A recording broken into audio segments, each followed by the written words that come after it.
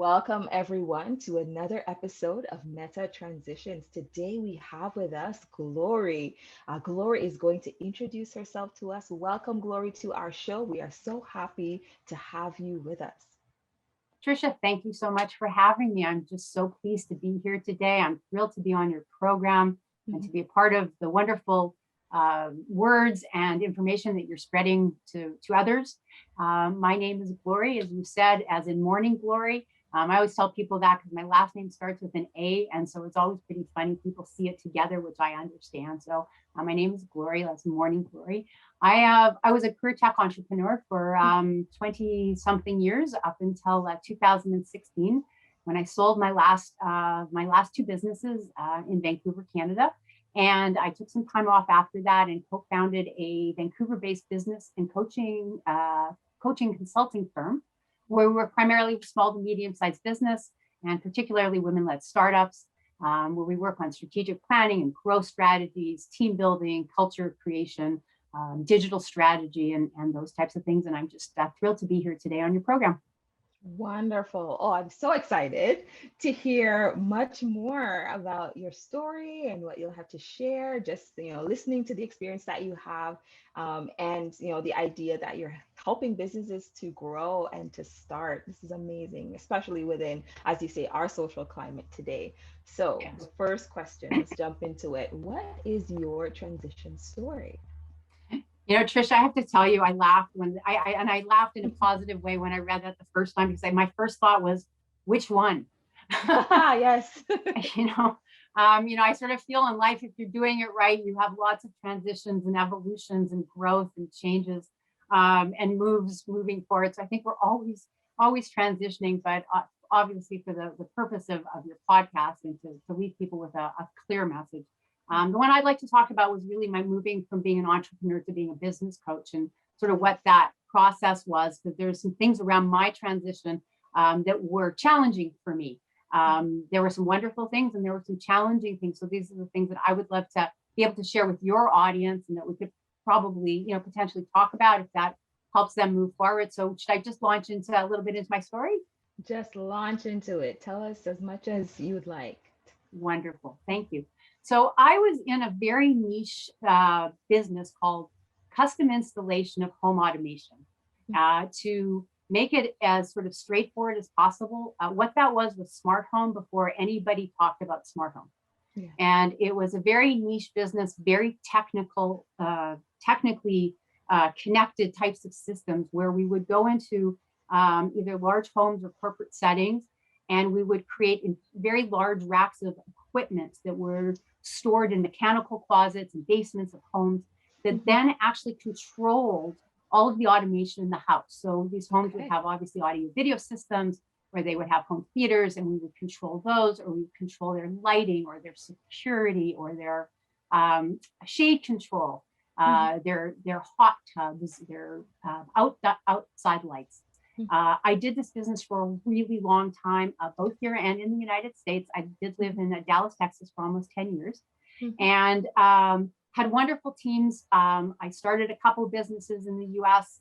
And the best part of what I did for me really was always my teams. These were incredibly innovative, creative, smart, technically minded people that helped create these wonderful systems. And I moved back to Canada in about 2008, and I started a couple other businesses, and my business partner and I bought and sold a few different businesses. And by the time we sold our last two businesses in 2016, I knew it was time for a change. I was also really burnt out. It was, I love my industry. I was running 3 businesses at the same time with about 100 employees total. We were all in the same building. We were 3 separate companies, but we were all connected. So I would have to change my hat often depending on which company it was that I was dealing with. And so when I sold my businesses, I really didn't know what I was going to do next. I was very much hemmed in by a very strong non-compete, not only in Canada, but through all of North America. So non-compete, non-solicit, all of those things. And so what I had been doing for 20 something years of my life, I was no longer able to do. Yeah. And that was very that was very challenging for me. So literally the morning after I sold my last 2 businesses, I woke up and looked around the room, as I tell people, and I really wasn't sure who I was, because if I wasn't who I'd been for all these years, who was I now? Yes. And Yes. that was the leap, or I would say the impetus into the transition into this particular time of my life. Wow. So I'm thinking about what you're saying, and I'm hearing you say, I owned, this huge business that dealt with automation and security and all of that inside homes and businesses, right? And it sounds like it was a fulfilling thing that you did, and then you transitioned from that into 3 separate businesses, right? And it sounded quite overwhelming to have 3 businesses that you're running, even though you had all these employees that you were delegating work to, but I still can imagine the responsibility that was on your shoulders for these 3 businesses. But I'm also hearing that sense of identity, right? In being a Yes. business owner, in, being the CEO, the person that's running things, right?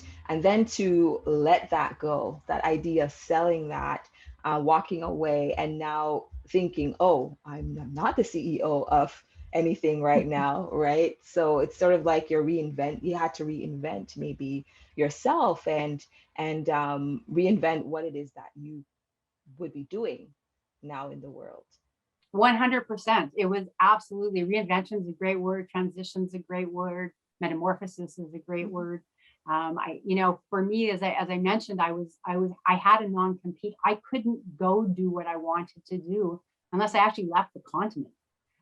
There was a small piece of part of the business I was able to do, but I wasn't interested in that part.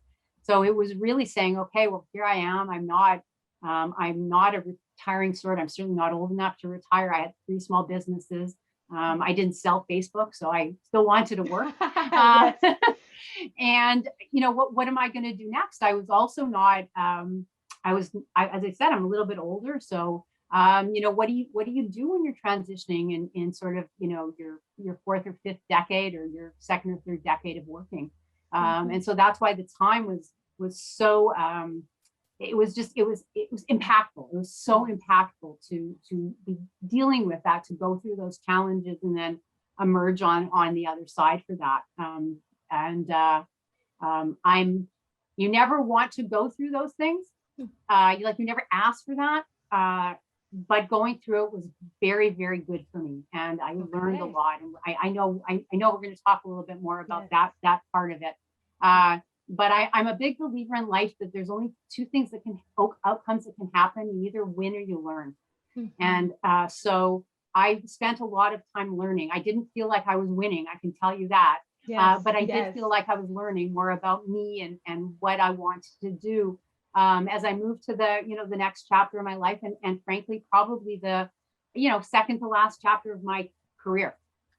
Yes. And you're touching on it right now, that second piece of the interview, and the idea of what were the specific things that you learned? Like, what were some of the things that, or pinpoints, that led to that transformation for you? Like, if you can remember, like, pinpoint things, within that sort of transition from selling business to now this point where, you decided to go into consulting and coaching, like, what led to that? Yeah, thanks for that. It was a long process. I would love to tell you that it happened overnight and I just woke up one morning and boom, I understood it all, but that I wouldn't be being transparent or truthful by saying that.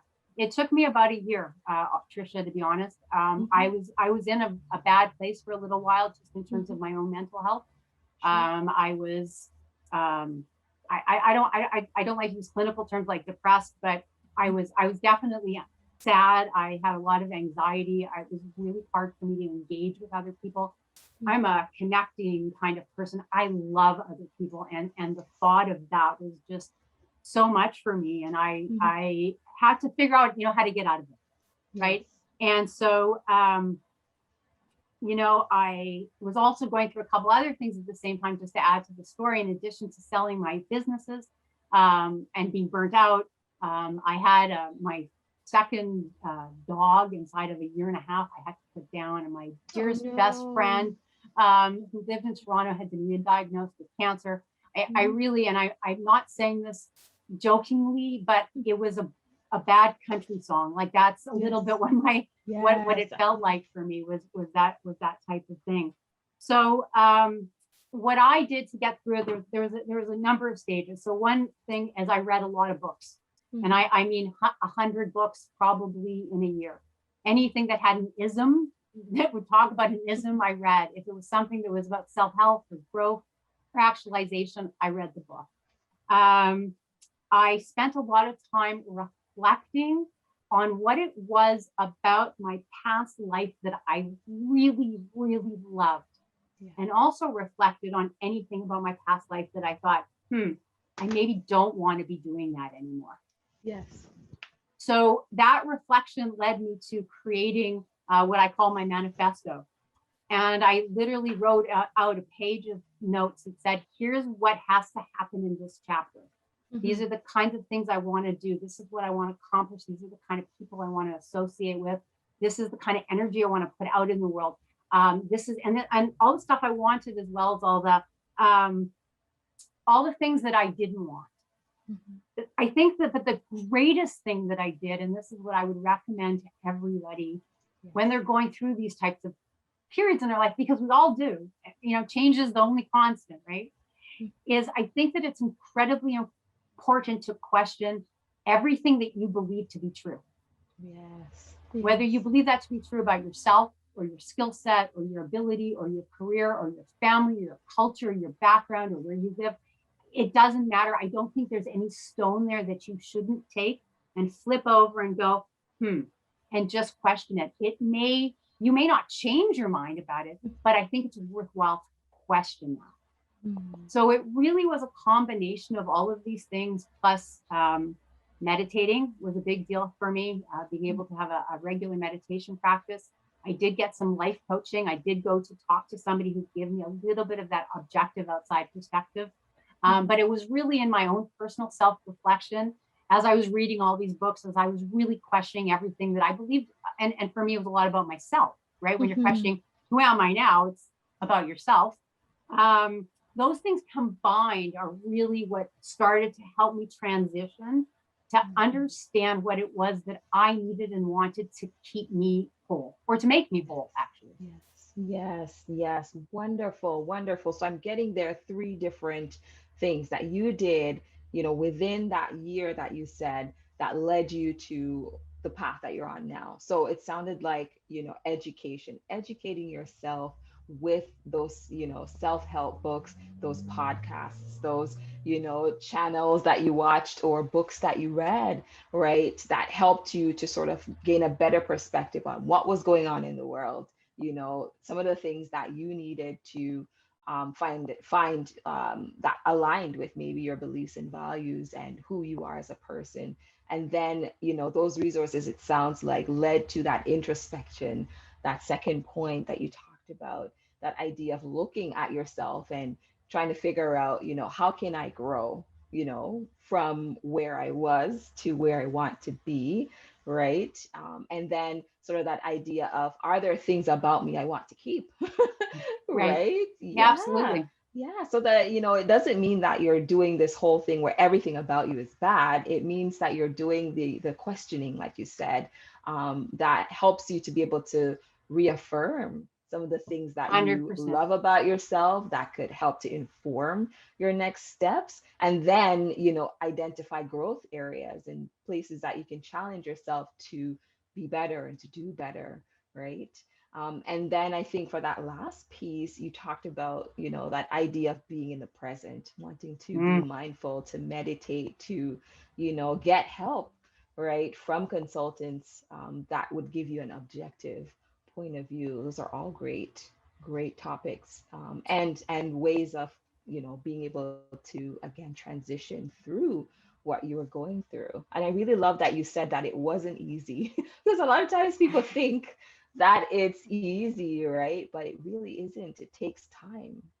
It does. And it takes, and to your point, when you talked about reaffirming, I'm so glad you said that. Thank you. Because I think that's one of the most important pieces that I didn't mention. You need to be doing this without judgment, right? That's the key. This isn't about saying, what's wrong with you. This is about saying, how do I become the most whole person of myself for the however long the rest of the duration of my career is, or as I'm putting myself out. So to your point, it is a reaffirmation. It's taking all those pieces that you have about yourself and then just maybe putting them in a different order or rearranging them or changing them to a way that becomes more fulfilling for you. But it has to be without judgment. One of the things that when I said earlier about either you win or you learn, that was sort of one of the things that came out of that piece for me, was that word failure, which is a very triggering word for people. For some people, it's cool, but for other people, it's very triggering. So let's just take the word out, because there is no failure. If something, you try something and it doesn't work, you learn. And that's really the key to life and growth and transformation and metamorphosis, to your point. Wonderful, wonderful. All right. So now we're at the point where we're going to ask you for some tips. What are some tips that you can give to people who are transitioning, right? And it sounds like you're talking about career transition specifically. They're at a stage in their life where they've had a long career, right? They're looking at making a change. What are some tips that you could leave with that specific niche of people that could help them make that transition?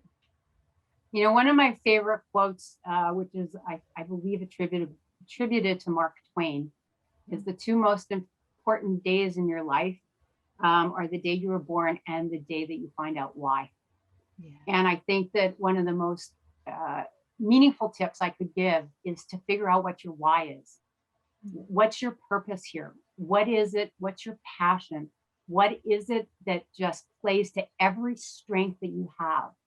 I come from a generation of people where when you weren't good at something, you got tutors to get better at it, or you went for more school or more learning or more education. And I think where we've come to society and culture, which makes sense, is like, no, you know what? If you're not great at that, don't make that part of what you're doing. Get someone else to do that, right?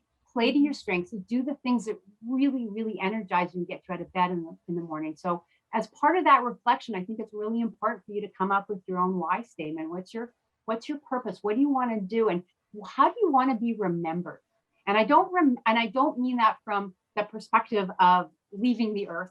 I mean that, how do you want to be remembered when you leave your career? What is it what do you want your legacy to be?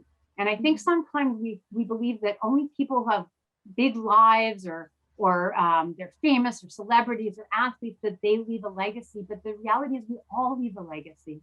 We all leave something behind that can be good and positive. So think about really what that is for you. What do you want to be known for? It's a very empowering moment, because you're really being able to create your own narrative. And I think that's really, really powerful. So I think that would be the piece that I would add. And then I think to something that you said earlier, as well, as about your values. What do you value? Really look at your values, what matters to you. And then the last piece of advice is, don't compromise. If you create the manifesto and you say, this is what I need, even if it's one point, don't compromise on it. Because if you compromise on that, you can compromise on other things, and you may end up back in that same place where you're going to need to transition again. So I think that it's just really important to look at values. And I also think the other piece too is really tap into resilience. And I know that that's a little bit of a cliche kind of almost ubiquitous saying. People talk about resilience like it's just easy.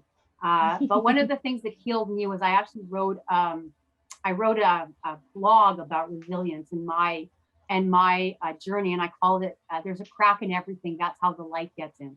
Yes. And my belief was and my reason for writing that, saying, you know what, when you are feeling broken, because it's only you feeling broken, but that's okay, because that's how light gets in for you to get to the next place, to do that transition where all of a sudden you don't feel broken anymore, and you can be that whole person that just lights up the world. Because that's what we need, is we need more people to light up the world. We have enough negativity.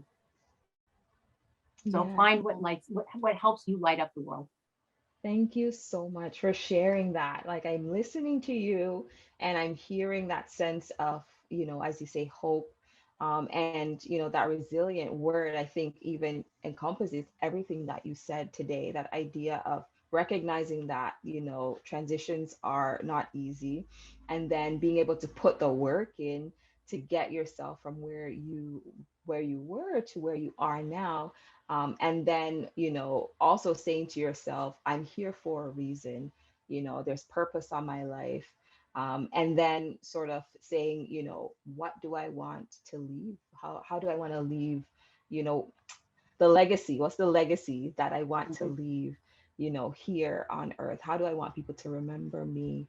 Right. And then wanting to make sure that you're living in a sense of positivity. You're wanting to leave positivity in the world as Mhm. well, so that people can have hope from a message that you're providing. Hopefully, I got that right. That was perfect. That was wonderful. That was a perfect encapsulation. Thank you for that. Yeah, Tricia, you nailed it. Okay, wonderful. Okay, so thank you for sharing your tips. Thank you for sharing your story. And generally, what we do is, I really think that so many people could benefit from your consulting or your coaching. So, if people wanted to contact you, how would they do that? Great. Thank you for asking that. I really Mhm. appreciate it. LinkedIn is a really wonderful place to find me. Tricia, that's where you and I met. So Yes. I'm all positive about being on LinkedIn. You can find me there. My first name is Glorie, Glorie, and my company is MyCEO, MyCEO. And I'm fairly sure there's no one else on LinkedIn called Glorie. So if you find those two things, you'll be able to find me. Feel free to connect, send me a message. I actually answer all of my notes on LinkedIn. And I'm happy to talk to anybody about their own transition and their own time. And if I can help in any way, that's my jam. I don't see the point of you gain experience so you can share it. And that's, I'm happy to do that with anybody, with anyone who would ask. And thank you for bringing that up. Sure thing. No, you're welcome. All right. So, everyone, you heard from Glorie today. We will be putting Glorie's contact information in the description below. Please go contact Glorie if you have more questions about starting a business, if you want to, figure out a transition from where you are and wanting to go into something new and specifically career-wise. Go talk to Glorie and connect with her on LinkedIn. Thank you so much, Glorie, for being with us. Tricia, thank you very much for having me. I really appreciate it. And thank you for putting out this wonderful podcast and for having me as your guest today. Sure thing. Okay, well, take care and all the best.